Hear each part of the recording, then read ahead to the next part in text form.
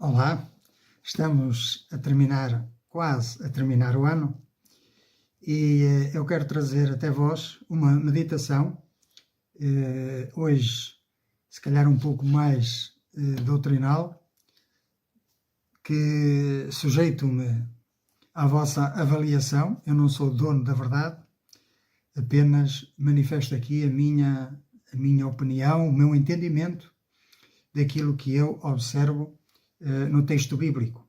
Então, convido-vos a abrir a vossa Bíblia no livro de Atos dos Apóstolos e no capítulo 19. Diz que sucedeu que, enquanto Apolo estava em Corinto, Paulo, tendo passado por todas as regiões superiores, chegou a Éfeso. E achando ali alguns discípulos, disse-lhes: recebestes vós já o Espírito Santo quando crestes? E eles disseram-lhe: nós nem ainda ouvimos que haja Espírito Santo. Perguntou-lhes então Paulo: em que sois batizados? E eles disseram: no batismo de João Batista. Mas Paulo disse: certamente João batizou com o batismo do arrependimento, dizendo ao povo que cresce no que após ele havia de vir, isto é, em Jesus Cristo. E os que ouviram foram batizados em nome do Senhor Jesus. E impondo-lhes Paulo as mãos, veio sobre eles o Espírito Santo, e falavam línguas e profetizavam. Estes eram ao todo uns 12 varões. Este é um texto simples, portanto, Paulo, na sua viagem missionária de evangelização, encontrou cerca de 12 homens que eram discípulos de João. Portanto, eles certamente se tinham arrependido dos seus pecados e estavam preparados para receber o Messias. E por isso se submeteram ao batismo do arrependimento. Ora, o cristianismo com Jesus Cristo trouxe um novo batismo, que é o batismo nas águas, em nome do Senhor Jesus, e no outro batismo, que é o batismo com o Espírito Santo. O próprio João Batista disse: eu batizo-vos com água, mas após mim virá um que vos batizará com o Espírito Santo e com fogo. Então, no versículo 2, nós encontramos a pergunta: recebestes vós já o Espírito Santo? Paulo a perguntar a estes discípulos. Aqui eles respondem que nem sabiam que havia Espírito Santo.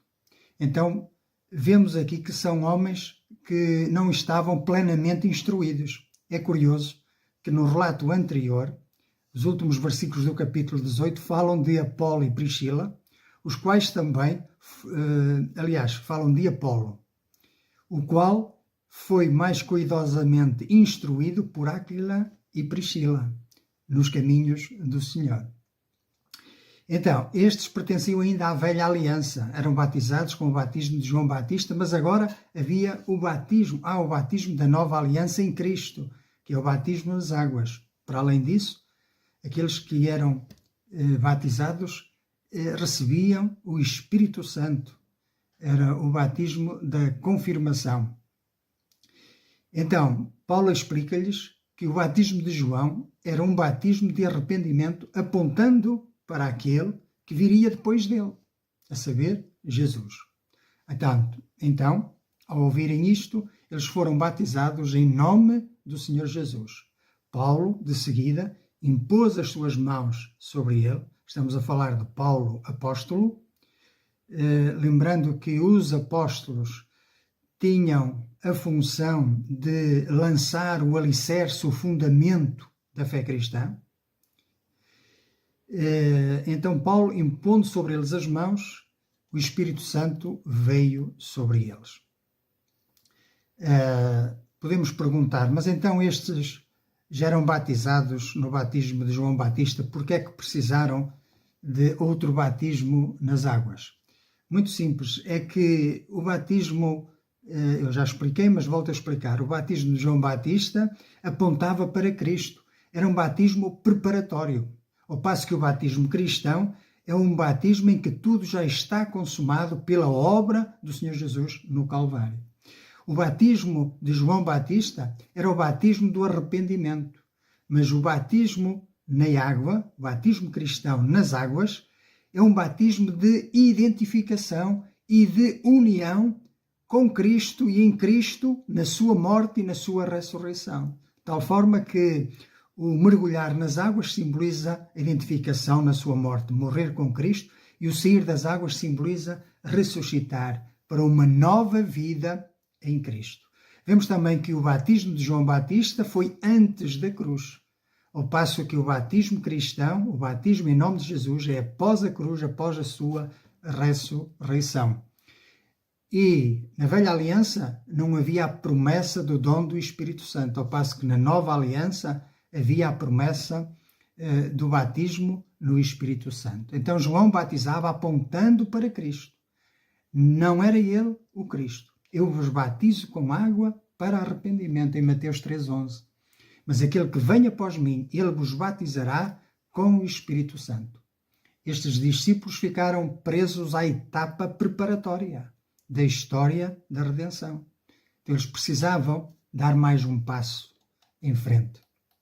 É por isso que muitos que vêm da Igreja Católica e que são batizados em criança, quando conhecem o Evangelho e entendem que o batismo é para aquele que já crê na obra redentora de Cristo, necessita ser batizado nas águas. Sim, porque esse batismo em bebé não serviu para nada. Foi apenas um chapiscar de água, mas não teve efeito nenhum. Por isso, se tu me ouves e se ainda não fostes batizado nas águas, atenta bem para o tipo de fé que tens. Se é uma fé bíblica ou se é uma fé de tradições. Que o Senhor Jesus te abra o entendimento e possas dar um passo de fé na tua vida. Continuando, João Batista pertence ao limite, ao fim do Antigo Testamento e Jesus pertence à entrada do Novo Testamento. Embora de João Batista se diz, em Mateus 11,11, que entre os nascidos de mulher ninguém apareceu maior do que João Batista, mas o menor, no reino dos céus, é maior do que ele. Então João Batista, conhecia o Messias de forma parcial, mas era a forma essencial, porque ele disse acerca de Jesus: eis o Cordeiro de Deus que tira o pecado do mundo. João Batista morreu antes que Jesus fosse à cruz, portanto João Batista não viveu a plenitude da obra consumada. A cruz, que simboliza a morte, e não viveu a ressurreição nem o Pentecostes. Os discípulos de João, em Atos 19, não rejeitaram Cristo. Antes, pelo contrário, eles não o conheciam plenamente. Então, quando Paulo lhes explicou, eles aderiram de boa mente, de bom grado e de boa fé. Então, Paulo não trata isto como um detalhe secundário. Muitos que se dizem cristãos hoje dizem: eu sou cristão, mas não preciso ser batizado nas águas. Bom, fica essa decisão para cada um, não é? Cada um sabe de si e as ações ficam com quem as pratica ou não as pratica. Em que, pois, fostes batizados? Perguntou Paulo. A fé salvadora não é apenas sinceridade. Eu sigo a Cristo por sinceridade. Não. Mas precisas confiar nele e precisas de confiar de uma forma correta, no Cristo das Escrituras, no Cristo bíblico, não num Cristo inventado. E é conforme o Evangelho apostólico. A tua fé deve estar firmada nos apóstolos e nos profetas. Portanto, estes homens tinham arrependimento, sem dúvida, e tinham também uma expectativa messiânica. Porém, não tinham uma fé consciente no Cristo crucificado e ressuscitado.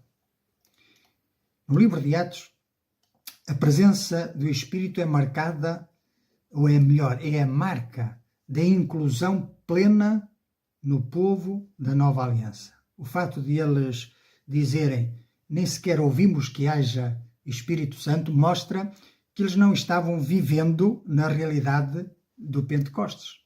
Ainda estavam espiritualmente no antes, ou seja, na velha aliança. Não estavam a viver o depois, que é a nova aliança em Cristo, conforme prometido lá em Ezequiel, capítulo 36, e em Joel, no capítulo 2. O batismo cristão, agora falando um pouco acerca da Igreja, marca a união com Cristo, mas também é uma incorporação visível à Igreja local. E esse batismo nas águas é feito em nome de Jesus. Por isso, Paulo não apenas ensina, mas manda batizar novamente estes 12 homens. E não é um rebatismo, não é um batismo de segunda vez, não, porque o primeiro não foi um batismo cristão. Para concluir, Paulo não corrigiu um detalhe apenas de um ritual. Ele tratou de uma deficiência essencial do Evangelho. O batismo de João era válido no seu tempo, mas era insuficiente após a cruz. A fé cristã exige Cristo conhecido plenamente. Exige que a obra de Cristo na cruz seja compreendida. E também exige que tenhamos a certeza e a convicção de que o Espírito Santo veio habitar em nós. Todo aquele que crê é selado com o Espírito Santo da promessa.